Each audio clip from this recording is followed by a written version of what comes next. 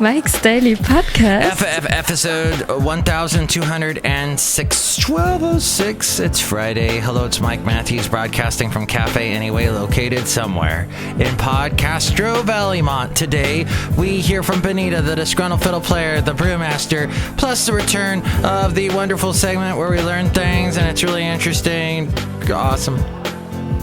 It's called the MIKELOPEDIA INSANICA. Mike's Daily Podcast. With a bit of interesting news in the Insanika news. It's Friday. Wow. Mike's Daily Podcast. I thought maybe I could get an extra hour of sleep going to bed. At least trying too early. But my dog woke me up at 3. And then you know how the mind is activated. And you start going on a worry spree. Oh, I need to do this, need to do that. Mike's Daily Podcast. That's what happens in the brain. It gets activated, and the next thing you know, you're off Mike's to the races. Daily. You're thinking about all kinds of things. Podcast. The brain. Yeah. It's interesting, though, because as much as I would have liked that extra hour of sleep, I found myself, even though I was woken up at 3, my brain was working super fast, like really better than when it's on coffee. And that was, I was thinking of things. I'll do that. I came up with ideas. Would you like some coffee? No, my brain doesn't need it because I woke up at 3 o'clock. When the coffee's first rate, so is everything else. My brain is going so fast, I'm like super duper power. My brain just flew out of my head just then. So that's what I'm saying, is sometimes it's okay to get a little less sleep. Even though the doctors say you need 8 hours, sometimes it's okay when you don't. I need to get 8 hours, though. I've gone weeks without 8 hours. I forgot what it's like. And I think I'm starting to I'm deteriorating at a mad rate. Oh my. Phil Collins is doing his tour. And he was on Jimmy Fallon talking about, that's on YouTube right now, talking about the real story behind In the Air Tonight. Everybody talks about, is that song about a real life thing that happened where you saw someone drown somebody and then you called him out while you were singing the song in concert and you put a spotlight on him? Did that really happen? And it's no. No, it was about a love affair that went wrong. Phil Collins, though, wow. He doesn't look so good. He hasn't aged well. I know, I haven't aged well either, but still, Phil, what the hell?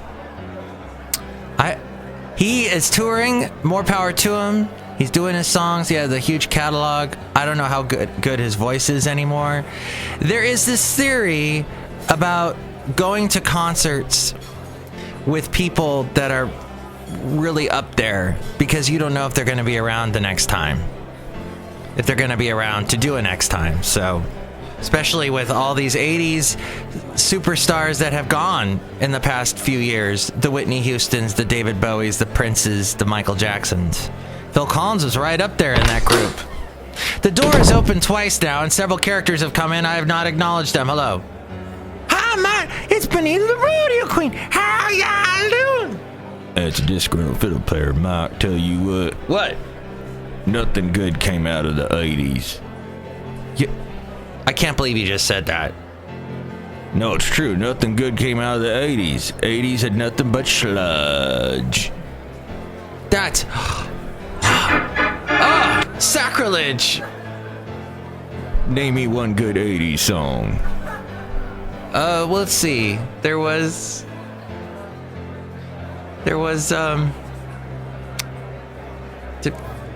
Welcome to the Jungle came out of the 80s. That's a rockin' tune. I enjoyed a lot of the Depeche Mode stuff, the Cure stuff. I was into Tears for Fears. I was more on the alternative, what was considered alternative side there, the Smiths. What about all the punk rock, the Clash and whatnot? The more rockin' side. All you're saying are words that make no sense to me. Well, okay, in country music in the 80s, you had Alabama, the group Alabama. Hate them. Merle Haggard had some stuff. Yeah, but it was all much better earlier on. Merle Haggard. We lost him this year, too. Gosh. Johnny Cash. Yeah, his stuff was better, though, in the 60s and 70s. I didn't care for the Highwaymen. Okay, now we're getting into a real country music discussion. And by the way, I'll be on a country music station tomorrow and on Sunday. Every weekend, you can catch me on countrycrossroadsradio.com. I am on in the afternoon from 2 to 7 East Coast time. That's 11 to 4 West Coast time. Join me for a bunch of great country music. And we also had this guy walk in. Hello, Mac. I make the root beer. I'm the brewmaster. Oh, boy. Happy Oktoberfest. Actually, technically, Oktoberfest is in September. Yeah, well, happy Oktoberfest. Oh, boy. And he was going to pour me a glass of root beer. There we go. Thank you. Enjoy my root beer. Oh, boy. The root beer. He gets really excited about root beer, everybody. All right, the podcast picture today, I had to look high and low for, and then I found one. And here's today's podcast picture. It is Basil the Boxer. And we were at the Point Isabel in Richmond, and he stood on a bench on a table. And I got a picture. I love Point Isabel. I need to get back there. The only problem is it's very difficult with my hours to get there. Because whenever I want to head up there, all of a sudden it's rush hour and the maze, and forget about it. It's difficult to get through that little narrow strip. I need to be able to fly. I should really use my Google Maps and find ulterior routes. I should really stop whining about stuff. Okay, I will inform you with some interesting news that you probably didn't know with the interesting news story where we look at the Encyclopedia Insanica.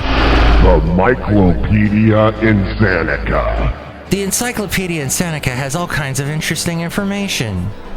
Like this, that we got from MSN.com, that federal regulators have approved unprecedented new rules to ensure broadband providers do not abuse their customers' app usage and browsing history, mobile location data, and other sensitive personal information generated while using the internet. Some people are afraid of using their smartphones because they don't want to give out information about themselves. Yet, smartphones have all these cool things that can help you. The rules passed yesterday in a 3-2 vote by the Federal Communications Commission requires internet providers such as Comcast and Verizon to obtain their customers' explicit consent before using or sharing that behavioral data with third parties such as marketing firms. That's where all the money is. Also covered by that requirement are health data, financial information, social security numbers, yeah, of course, and the content of emails and other digital messages. Stop looking at my emails, you horrible Comcast and Verizon. I know you're looking at my emails and you're going, this guy is really boring. The measure allows the FCC to impose the opt-in rule on other types of information in the future, but certain types of data, such as the customer's IP address and device identifier, are not subject to the opt-in requirement. The rules also force service providers to tell consumers clearly what data they collect and why, as well as to take steps to notify customers of data breaches. Mike, there's too many regulations. Oh, you're supposed to say that, Disgruntled Fiddle Player. Yeah, there are too many regulations. FCC needs to just butt out. Well, it's the consumer's information, says the FCC chairman Tom Wheeler. How it is used should be the consumer's choice, not the choice of some corporate algorithm. The fresh regulations come as internet providers race to turn their customers' behavioral data into opportunities to sell targeted advertising. No longer content to be the conduits to websites, social media, and online video, broadband companies increasingly view the information they collect on users as they traverse the web as a source of revenue in itself. With its move, the FCC is seeking to bring internet providers' conduct in line with that of traditional telephone companies that have historically obeyed strict prohibitions on the authorized use or sale of call data. But the internet era has brought new challenges, in some cases creating different categories of personal information and ways to use it that did not exist in the telephone era. As to all the telephone era, you'd spend hours on the phone talking with your friends on the phone. But Mom, I'm on the phone! As the line increasingly blurs between traditional network operators and online content companies, regulators have struggled to keep pace. As we go outside a cafe anyway, we bring you Mike's Daily Podcast somewhere in Podcastro Valley.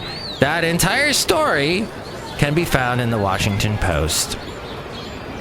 Don't believe all the crazy hype you're hearing, and I have even believed it, about the polls that say that Trump is narrowing, or that he's narrowing and closing the gap between him and Hillary.